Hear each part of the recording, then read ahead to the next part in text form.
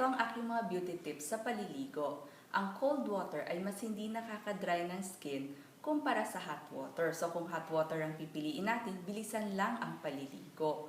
Basain mabuti ang buhok bago mag-shampoo. Pumili ng shampoo na angkop para sa inyong buhok. Meron for normal hair or dry hair at meron na rin mga anti-dandruff shampoo. Huwag gagamit ng sabon para sa ating buhok. Banlawan ang ating buhok at basain naman ang ating katawan.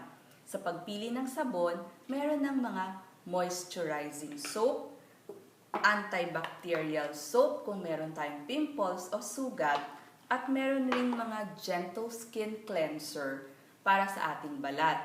Iwasang gumamit ng lufa o yung mga panghilo dahil nakakadry ito ng skin. Magbanlaw mabuti ng buhok at ng balat.